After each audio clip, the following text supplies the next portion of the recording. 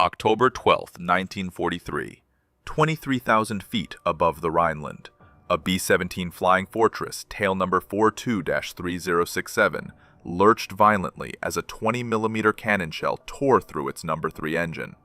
Black smoke poured from the cowling. Inside the cockpit, First Lieutenant Robert Hayes felt the control yoke shudder in his hands. The aircraft's nose dropped 15 degrees. Behind him, in the radio room, Sergeant Mike Donnelly watched hydraulic fluid spray across the fuselage wall like blood from an artery.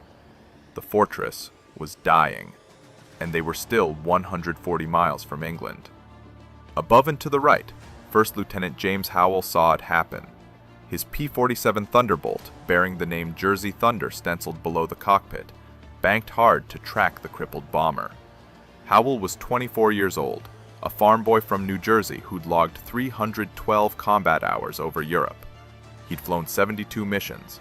He knew what happened to stragglers. The bomber formation pressed on without hesitation. Standard procedure. One damaged aircraft couldn't compromise the entire group. Hayes understood this. His co-pilot, Lieutenant Frank Morrison, already had the calculations running through his head. 3 engines. Maximum speed maybe 160 indicated. Altitude bleeding away at 200 feet per minute. German fighters circling like sharks. Howell keyed his radio. "Big friend, this is Jersey 27. I have you visual. Stay with me." Hayes' voice crackled back, tight with control. "Jersey, we're losing hydraulics. Number 3 is on fire. Can't maintain altitude." "Copy that, big friend. I'm not going anywhere." It was a promise Howell had no authorization to make. His fuel gauge showed 58 minutes remaining, maybe less depending on throttle settings. The bomber was crawling at 140 knots. England was 90 miles northwest. The math didn't favor anyone. The mission had begun 6 hours earlier at Thorpe Abbotts, home of the 100th Bomb Group. Hayes and his crew were flying their 19th mission, a daylight precision strike against ball-bearing factories in Schweinfurt. Intelligence promised light resistance. Intelligence had been catastrophically wrong. 320 B-17s had crossed the channel that morning. The Luftwaffe met them with over 400 fighters, Messerschmitt Bf-109s and Focke-Wulf 190s, rising in swarms from a dozen airfields. The sky became a slaughterhouse. Bombers fell in flames, spinning earthward, trailing debris and men. The P-47 escorts fought desperately, but their range was limited. At the German border, they turned back, fuel tanks nearly dry. Hayes' bomber had taken its first hit during the bomb run. Flak burst beneath the aircraft, shrapnel punching through the thin aluminum skin. The ball turret gunner, Sergeant Eddie Martinez, took fragments in his left shoulder. The waist gunner, Corporal Tommy Briggs, was knocked unconscious by a piece of metal that dented his helmet but somehow didn't penetrate. Then came the fighters. 4 FW-190s dove from 11 o'clock high, their wings sparkling with cannon fire. The top turret gunner, Sergeant Paul Richter, poured 50 caliber rounds into the lead fighter. Tracer fire formed a deadly arc.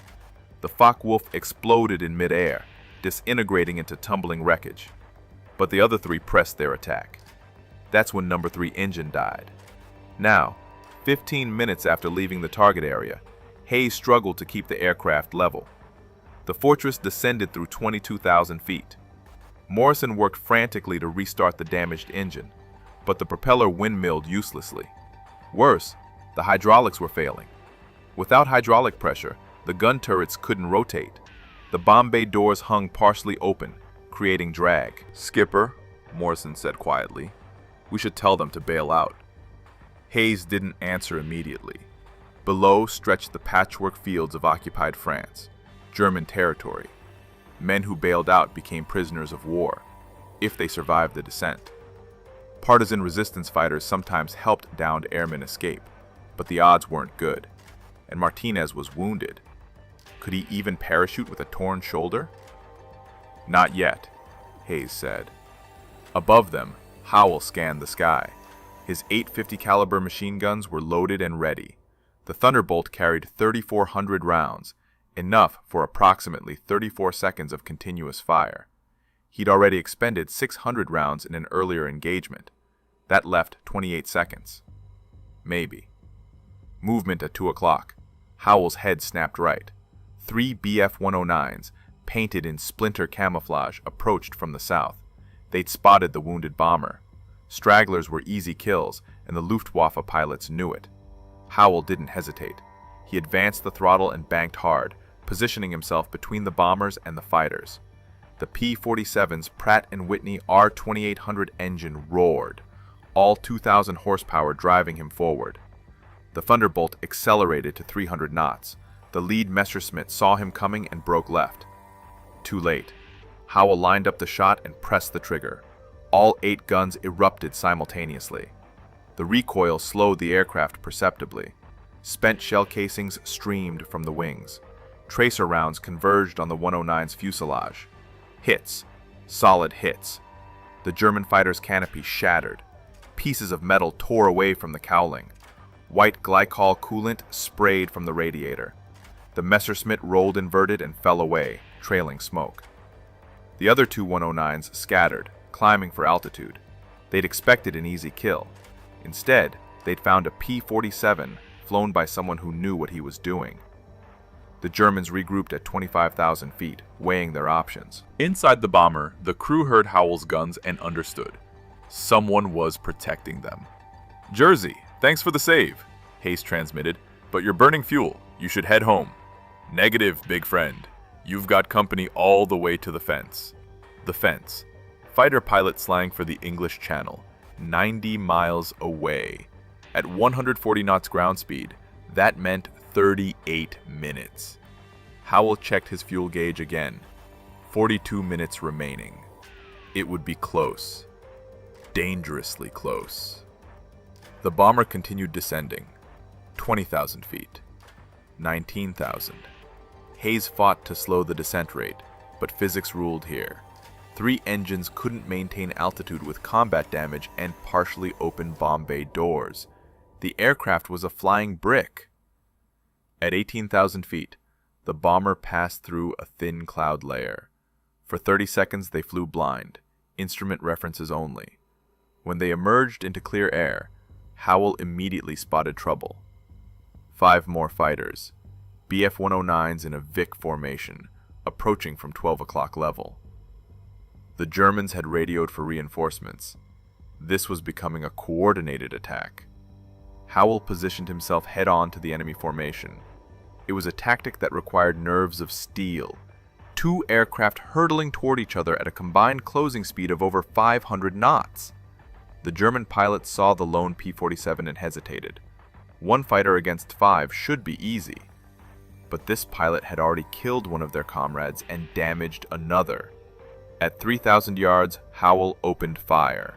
Long-range shooting, usually ineffective, but he wasn't trying to score kills. He was disrupting their formation, making them flinch, protecting the bomber behind him. Tracer fire lanced through the sky. The lead Messerschmitt broke right. The formation scattered. Howell dove under them, rolled inverted, and came up firing at the trailing 109. More hits. The German aircraft shuddered and banked away, streaming smoke from its engine.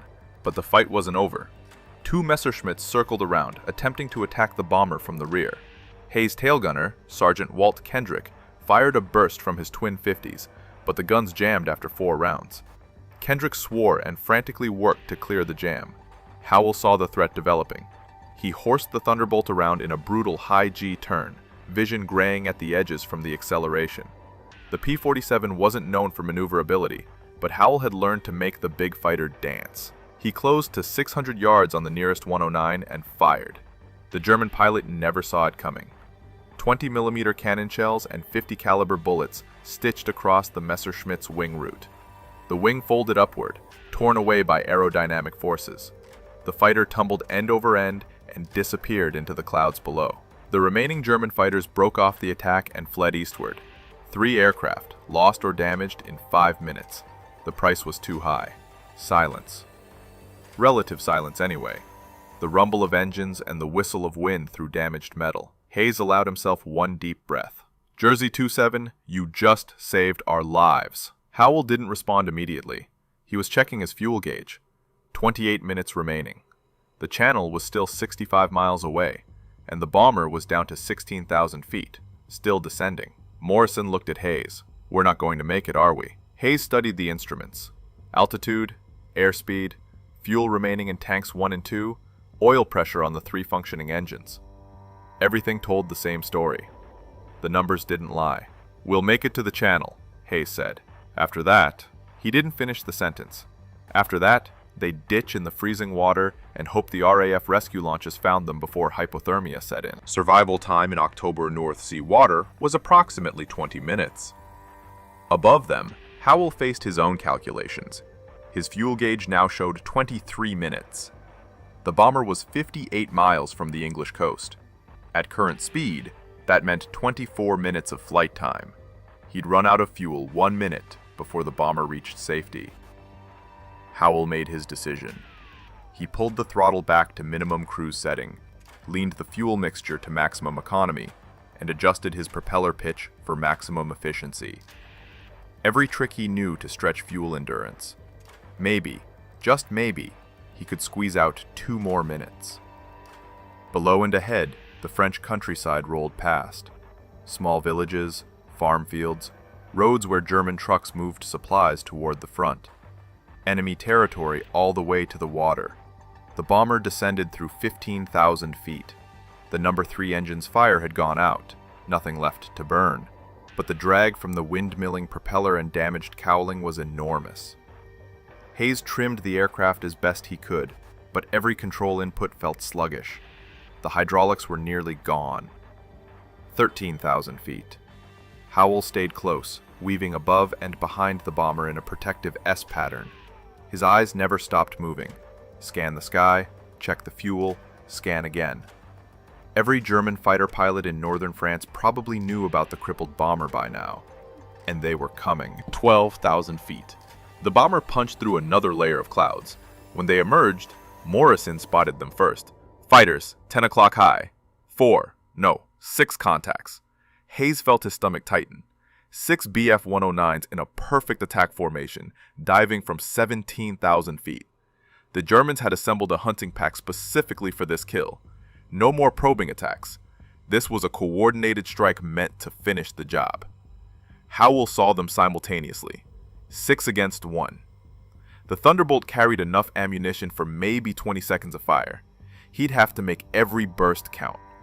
He pushed the throttle forward, fuel economy be damned, and climbed to meet them.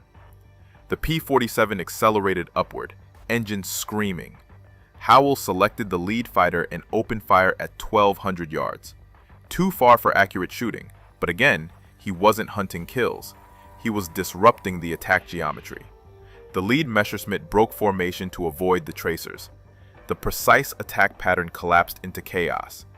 2 fighters veered left. 2 went right. 2 continued straight. Howell singled out the rightmost 109 and closed to 400 yards. He pressed the trigger. The 850s hammered.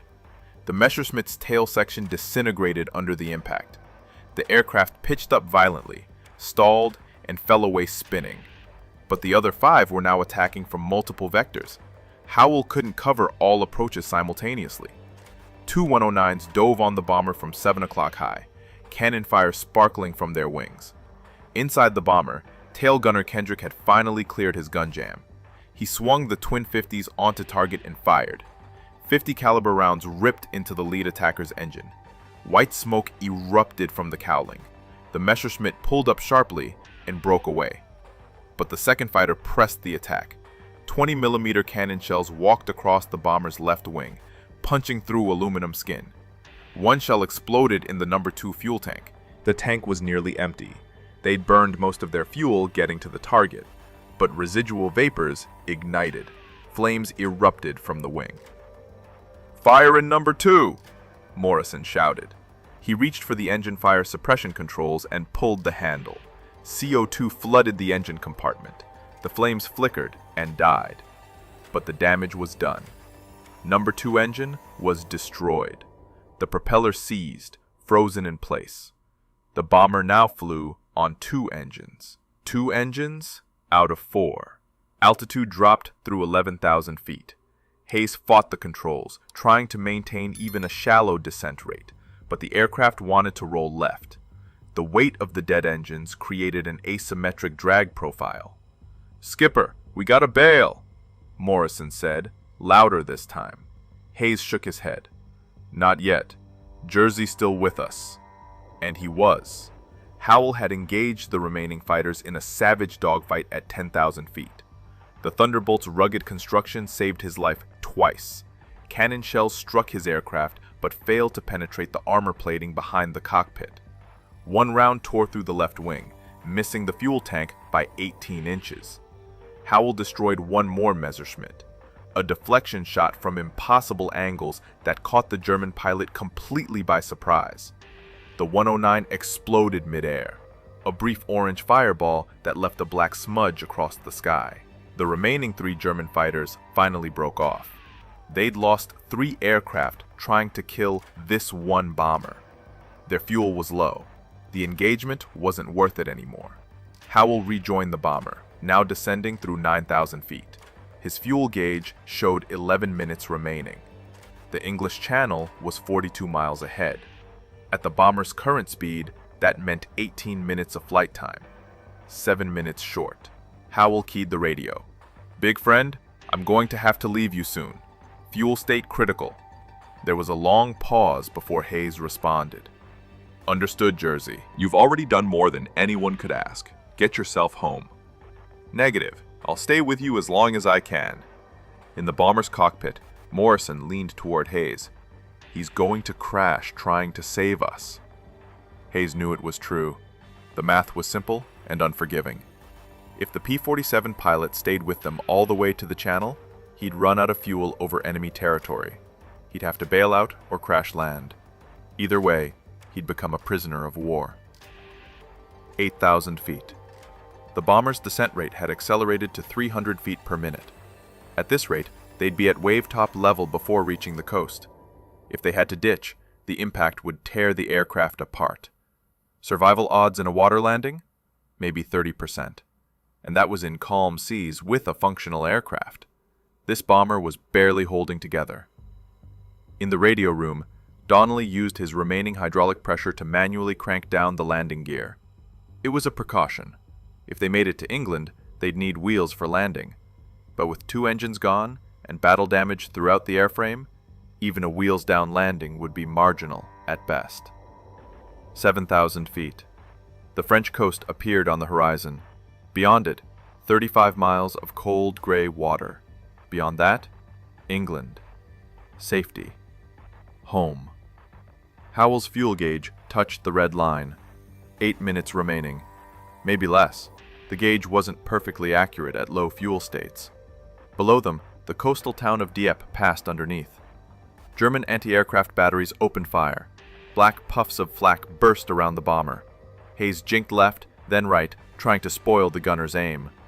One shell detonated close enough to rock the aircraft. Shrapnel peppered the fuselage. In the waist gun position, Corporal Briggs, now conscious again after being knocked out earlier, felt something warm running down his leg. He looked down. Blood. A piece of shrapnel had caught him in the thigh. Not serious, but it hurt like hell. "Waist gunner hit!" someone shouted over the intercom. "How bad?" Hayes demanded. "Not bad, Skipper. I can still walk." 6,000 feet. They crossed the coastline and flew out over the channel.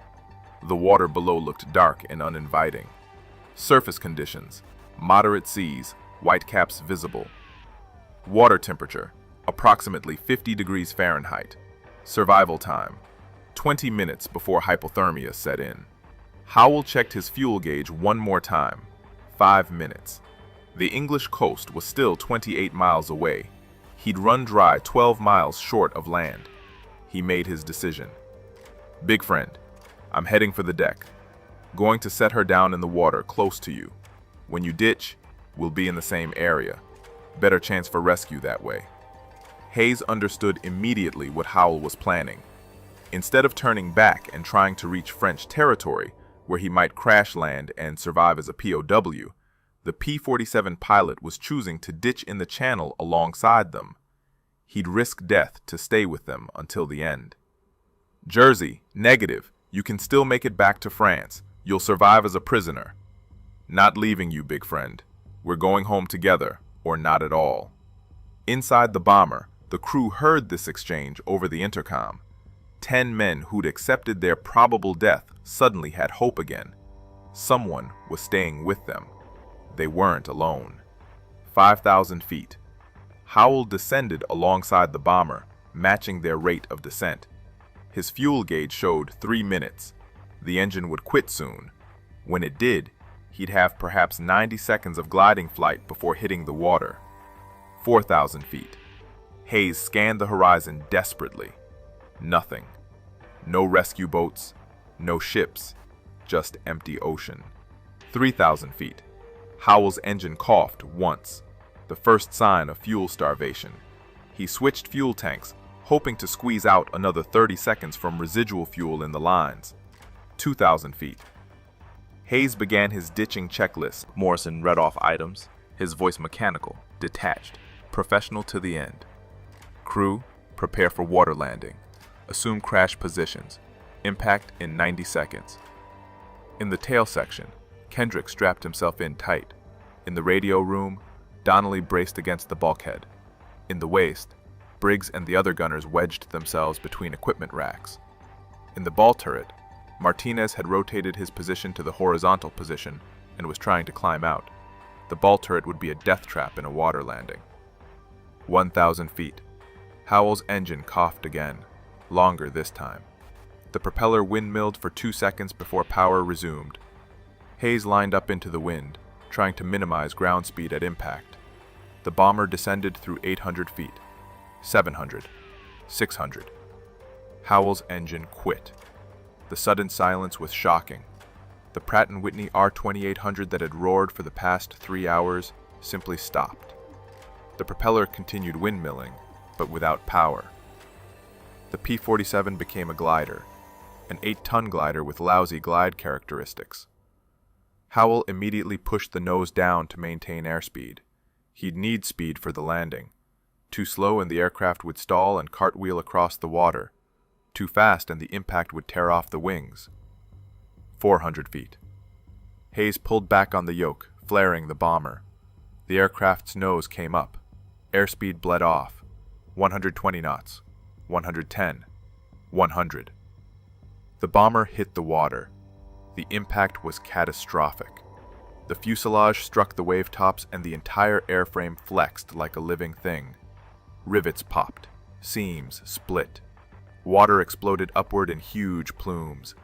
The bomber skipped once, twice, then settled into the water and began sliding forward in a fountain of spray. Inside, the crew was thrown forward against their restraints. Equipment tore loose and became projectiles. The bombardier, Lieutenant Carl Vickers, felt his shoulder dislocate as he slammed into the instrument panel. Martinez, still climbing out of the ball turret, was crushed when the turret collapsed on impact. The aircraft slid for 300 yards before finally stopping.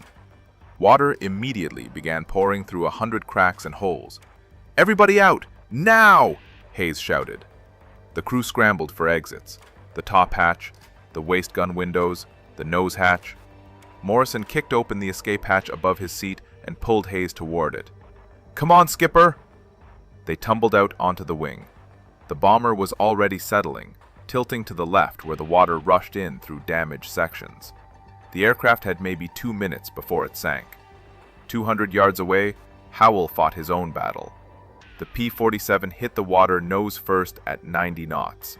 The engine, weighing over 2,000 pounds, drove downward like an anchor. The aircraft flipped forward, and Howell was slammed against the instrument panel. His head struck the gun sight. Blood ran into his eyes. Water flooded the cockpit.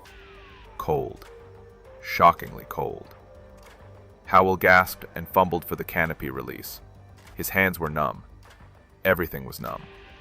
He pulled the emergency release handle and the canopy separated. Water rushed in. Howell pushed himself up and out, fighting against the weight of his flight gear and parachute. The aircraft was sinking fast, dragging him down. He struggled free just as the tail disappeared beneath the surface. He surfaced, gasping, and saw the bomber 400 yards away. Men were jumping from the wings into the water. Orange life rafts deployed. At least some of the emergency equipment still worked. Howell inflated his Mae West life vest and began swimming toward the bomber. Every stroke was agony. The cold water sapped his strength. His flight boots felt like lead weights. He reached the nearest life raft and hands pulled him aboard. Hayes' face appeared above him. Jersey! You crazy bastard! You actually did it! Howell couldn't speak. He was shaking too hard from the cold. Someone threw a blanket over him. They counted heads. 8 men in the first raft, 3 in the second, 11 total. But there should be 10 bomber crew and 1 fighter pilot. That was 11. Everyone had survived the landing. Wait, someone was missing. "Where's Martinez?" Hayes demanded. Silence. Then Donnelly spoke quietly. "He didn't make it out, Skipper. The ball turret." Hayes closed his eyes. 9 saved, 1 lost.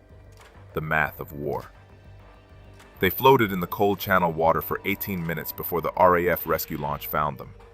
18 minutes that felt like hours. Men recited prayers.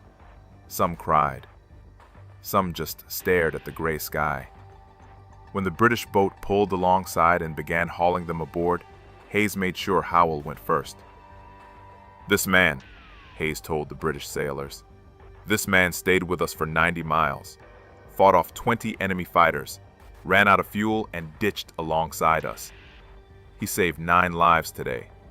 The British captain looked at Howell, soaking wet and shivering violently, and nodded. "Well done, Yank. Well done indeed." 3 days later, Howell received the Distinguished Service Cross. The citation read, "For extraordinary heroism in combat against enemy forces." Hayes and his crew attended the ceremony. They stood at attention and saluted as the medal was pinned to Howell's chest. Years after the war, Hayes was asked about that day. He said, "We were dead. We knew it. Everyone knew it. Then this pilot in a P-47 decided we weren't dying that day. He stayed with us when he should have left. He fought for us when the odds were impossible. He ditched in the ocean rather than leave us alone. That's not courage. That's something beyond courage. I don't have a word for it." James Howell returned to civilian life after the war and never spoke much about his combat service. When people asked about the medal, he'd change the subject. But the men of that B-17 crew never forgot. Every year until his death in 1998, Howell received Christmas cards from the families of the men he'd saved. 9 lives, 90 miles. One decision that defined what it meant to be a warrior. The men who flew these missions understood sacrifice in ways most of us never will. They flew into fire because someone had to. They stayed when they should have fled, because brothers don't abandon brothers. If this story moved you, honor their memory by subscribing to this channel. Share these stories with family and friends so these acts of heroism are never forgotten. Next time, we'll tell you about the B-24 pilot who landed his burning bomber to save his trapped crew. Until then, remember them.